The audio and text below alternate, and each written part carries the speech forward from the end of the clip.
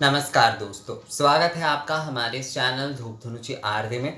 दोस्तों, आप में से कई लोग मुझे कई समय से एक्चुअली ये सवाल करते हैं, पर इसका जवाब मुझे एक्चुअली लगा कि ये उतना ज़रूरी नहीं है। पर जन्माष्टमी के पहले पहले ये सवाल जो है मुझे 3-4 जन ने एक साथ मेल करके भेजा, तो मुझे लगा ये विषय जो है एक कन्फ्यूजन में जा रहा है, तो इसलिए इसके ऊपर एक वीडियो कम से कम अगर संक्षिप्त में भी हो तो बनाना ज़रूरी है। विषय ये है कि क्या हम ठाकुर जी के जब बाल रूप के सेवा कर रहे हैं, यानी कि श्री गोपाल जी के जब हम सेवा कर रहे हैं, बाल गोपाल की हम सेवा कर रहे हैं, लड्डू गोपाल, लाड़ू गोपाल, जिस भी नाम से हम उन्हें बुलाते, तो उनके जब सेवा कर रहे हैं तो क्या जो है उनके हमें धूप सेवा आदि ये सब कुछ करना चाहिए या नहीं, यानी कि धुनुची धूप आदि करना चाहिए या नहीं। तो ये जो एक विषय है, पहली बात जो है और एक जन ने मुझसे ये भी पूछा कि दादा, क्या हम जन्माष्टमी के दिन अगर पूजा करते हैं दशोपचार या फिर षोडशोपचार आदि विधि से, जिस भी उपचार से हम पूजा करते हैं, तो उसमें हमें बाल गोपाल को धूप निवेदन आदि करना चाहिए या नहीं। क्योंकि बहुत सारे लोगों का ये कहना है कि उन्होंने शायद जिन जिन से पूछा होगा कि बाल गोपाल जो है वो बाल स्वरूप है, तो कभी भी ऐसे धुएंदार जिससे बच्चे को परेशानी हो उससे उस प्रकार की चीज़ें जो है नहीं करना चाहिए। तो पहली बात जो है, जिन्होंने जिस भावना से ये विषय कहा है, या फिर सेवा में जो लोग धूप आदि को जो है उतना ज़्यादा इस्तेमाल नहीं करते हैं या फिर नहीं करते हैं, तो ये उनकी अपनी भावना है। मैं भी जो है पहले बहुत बार जब मैं गोपाल सेवा आदि के बारे में, बाल गोपाल की सेवा के बारे में मैंने जब भी वीडियो बनाया है, तो मैंने आप लोगों की सेवा की भावनाओं के सम्मान करते हुए ही हर बार ये कहा है कि हर बार बल्कि बहुत बार, एक्चुअली हर बार तो नहीं कहूँगा, पर बहुत बार जो है मैंने ये कहा है वीडियो में कि आप जो है धुनुची धूप कर रहे हैं, सेवा के तौर पर धूप सेवा आदि करना चाहते, तो आप उसे, या फिर अनुवासन आदि धूप विलास आदि करना चाहते, तो आप उसे हर समय जो है, मतलब बहुत समय तक जो है उसे प्रज्वलित यानी जलाकर ना रखे। विग्रह के सामने जो है, गोपाल विग्रह के सामने, बाल स्वरूप के सामने जो है उसे जलाकर ना रखे। उसे आपने निवेदन आदि किए, 5 मिनट जो है आपने रख दिया, आरती आदि के बाद उसे हटा दीजिए।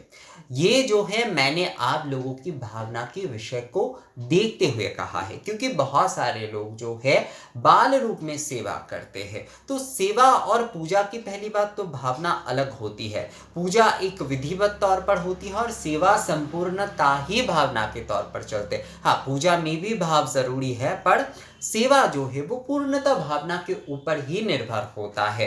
तो बाल गोपाल की सेवा जो जिस प्रकार से करना चाहे वो उस प्रकार से कर सकते हैं। इसका अर्थ ये नहीं है कि बाल स्वरूप में जो है हम उनकी सेवा कर रहे हैं तो हम उन्हें धूप कर ही नहीं सकते, उन्हें किसी भी प्रकार की तकलीफ आदि होगी, इस कारण को सोचकर जो है, देखिए वो बाल स्वरूप में हमारी सेवा तो ग्रहण कर रहे हैं, पर वो परब्रह्म है, वो जो है परब्रह्म है। गोपाल मंत्र से साधना तक किए जाते, तो पूजा में तो धूप आदि निवेदन से किसी भी प्रकार की कोई समस्या है ही नहीं। आप अगर मान लीजिए जन्माष्टमी के दिन या फिर पूर्णिमा आदि के दिन विशेष रूप से अगर गोपाल पूजन कर रहे हैं दशोपचार आदि विधि के साथ जो है, तो उसमें आप धुनुची धूप, धूप अनुवासन आदि, धूप नैवेद्यम आदि सब कुछ जो है कर सकते, धूप आरती भी कर सकते। ये सवाल भी बहुत लोगों का है कि क्या दादा, हम हमारे घर में तो बाल गोपाल है, तो क्या हमें धूप आरती करना चाहिए या नहीं। तो पहली बात जो है, ये एक प्रकार की भावना है जो ना लोग अपने मन में पालते हैं। मैं उनके सेवा की भावना को किसी भी प्रकार से छोटा नहीं कर रहा हूँ और ना ही गलत बोल रहा हूँ।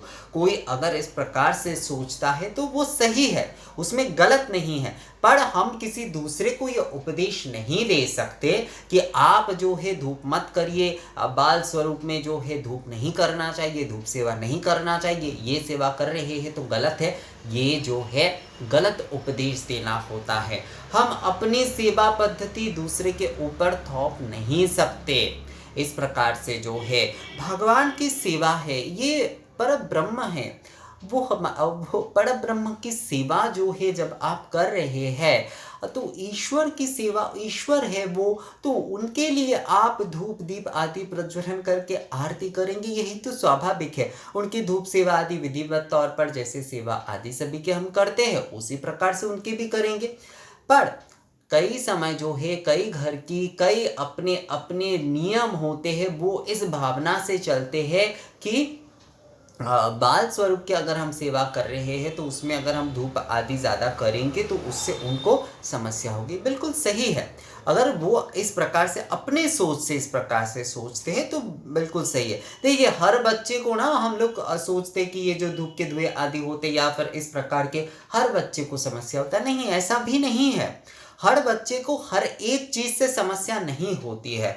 कुछ बच्चों को जैसे कि पाउडर आदि से मैंने देखा है उन्हें समस्या होते, कुछ बच्चों को जो है तेल आदि नहीं लगाया जाता, उससे जो है उनके रैशेस आदि हो जाते हैं।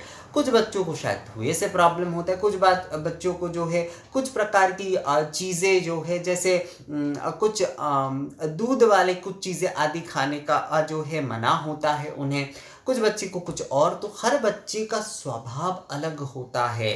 तो हम एक सोच रखते हुए जो है, अगर हम बाल गोपाल को सोचते हैं कि वो जो है इस प्रकार के कर रहे हैं अपने सेवा में, तो हमें भी ऐसा ही करना चाहिए, ऐसा बिल्कुल नहीं है। आप अगर धूप सेवा आदि करना चाहते, अगर आपको अपने मन में जो है धूप सेवा आदि करके जो है आपको तृप्ति मिलता है, तो आपको वही करना चाहिए।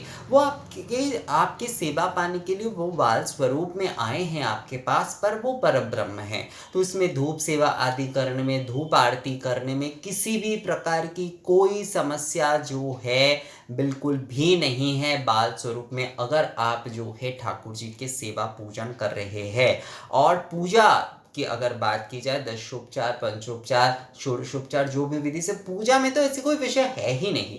पूजा में तो ऐसी कोई विषय है ही नहीं। पूजा में तो आप बिल्कुल विधिवत तौर पर, जैसे कि धुनुची धूप निवेदन करना, धुनुची धूप आदि से आरती आदि करना जो है, ये सब कुछ कर सकते, इसमें किसी भी प्रकार की कोई बाधा नहीं है।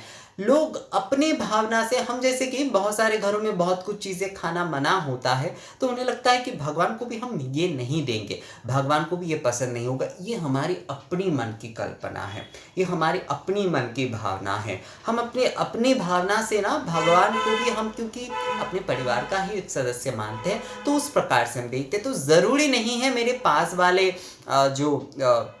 मतलब फ्लैट, आजकल तो फ्लैट हो गया है, तो पास वाले हमारे जो फ्लैट में या फिर पास वाले जिनका मकान है, वो भी बिल्कुल इस प्रकार से सोचेंगे, या उनके घर में भी ये खाना मना है। तो बहुत सारे मैंने देखा है, एक्चुअली हमारे इस तरफ जो है जैसे कि नाड़ू आदि का भोग लगाया जाता है, तो हमारी इस तरफ जो है बहुत सारे लोग ना कच्चे नारियल आदि जो है भगवान को नहीं देते। नाड़ू आदि बनाकर तो देते हैं पर कच्चे नहीं देते, कहते हैं कि उससे उनका पेट खराब आदि हो सकता है, क्योंकि वो खाने से उनके परिवार के लोगों को या फिर उन्हें जो है समस्या हो रही है। तो उन्होंने जो है ये भावना मन ही मन बना लिया है कि हम ठाकुर जी को, ये बहुत अच्छी भाव है। अगर आप अपनी इस भावना के साथ सेवा कर रहे हैं तो ये बहुत अच्छी भावना है, पर इसका मतलब ये नहीं है कि हम ये भावना जो है किसी दूसरे को उपदेश के तौर पर देंगे। दूसरे को हम ये उपदेश नहीं दे सकते दोस्तों। उन्हें अगर धूप सेवा आदि के साथ जो है सेवा पूजन करने का मन होता है, उनका मन अगर उसमें ही रमता है, तो उन्हें जो है उस प्रकार से ही सेवा पूजन करने देना चाहिए, क्योंकि हमारे ठाकुर जी बाल स्वरूप है, पर वो परब्रह्म है। परब्रह्म की पूजा में इस प्रकार के ऐसे विषय नहीं होती, ये केवल भाव भक्ति होते। हर किसी के भाव भक्ति अपनी जगह पर होती है, पर इसका मतलब इसे हम निषेध के तौर पर दूसरे को कभी भी उपदेश के तौर पर नहीं दे सकती, ये सही नहीं होता है असल में जो है। तो आप अगर ठाकुर जी की सेवा पूजन धुनुची धूप से करना चाहते हैं, धूप सेवा करना चाहते हैं, धूप नैवेद्यम करना चाहते हैं, धूप आरती करना चाहते हैं, धूप आरती अवश्य रूप से करना चाहिए, तो आप अवश्य करिए। देखिए आप अगर इस भावना की कोई बाल स्वरूप में पूजा करते हैं तो मैं फिर से आपको यही कहूँगा कि बहुत समय तक धूप आदि जलाकर ना रखें। तो एक प्रकार से आपके धूप पूजा के विधि भी पूर्ण हो रहे और उस प्रकार से जैसे कि आप क्योंकि बाल स्वरूप में पूजन कर रहे तो तकलीफ आदि ना हो, ये सोच आदि भी अगर आपके मन में उठता है तो इसका भी निवारण इस प्रकार से हो जाता है। तो धूप आदि आप निवेदन करने के बाद 5 मिनट आदि के बाद जो है उसे आप हटा दीजिए। आरती धूप आरती आदि धूप निवेदन आदि करने के बाद जैसे हटा देंगे तो धूप आरती आदि भी जो है आप करने के बाद मतलब जो है उसे आपको जलाकर नहीं रखना है। मूल विषय ये है कि बहुत देर तक उसे जलाकर ना रखें तो आपका धूप पूजा के नियम विधि भी पूर्ण हो रहे हैं और उसके साथ साथ जो है आपका ये जो मन में विषय है कि बाल स्वरूप के सामने बहुत देर तक धूप आदि रखेंगे तो उन्हें तकलीफ आदि होगा या नहीं, तो ये विषय की समस्या का भी ये समाधान है दोस्तों। तो धूप पूजन आदि आप अवश्य करिए। परब्रह्म की विषय में ये सारे विषय बिल्कुल भी सही नहीं है दोस्तों। ये जो भी सारे भावना हम एक दूसरे पर किसी के भावना के माध्यम से पूजन नहीं होता है। पूजन हमेशा विधि के अनुसार होता है। पूजन विधि के सेवा आपके भावना के अनुसार अवश्य हो सकते हैं, पर इसका अर्थ ये नहीं है कि मैं अपने सेवा भावना जो है दूसरे पर थोपूंगा या फिर उनके मन में उस विषय को लेकर किसी भी प्रकार की एक जो है सोच बैठाने की कोशिश करूँगा। ये सही नहीं है, ये बिल्कुल सही नहीं है।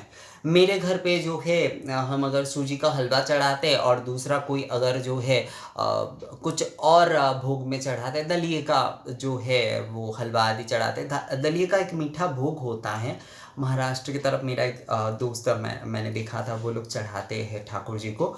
तो अगर कोई वो चढ़ा रहे हैं तो हमें ये नहीं बोलना चाहिए कि नहीं ठाकुर जी को सूजी के हलवा ही बहुत प्रिय है, सूजी के हलवा ही देना चाहिए, वो वाले नहीं खा पाते हैं वो। तो ये अपने अपने विषय है। तो मूल विषय यही है कि आप धूप आराधना अवश्य करिए, आप जो है धुंजी धूप आरती अवश्य करिए।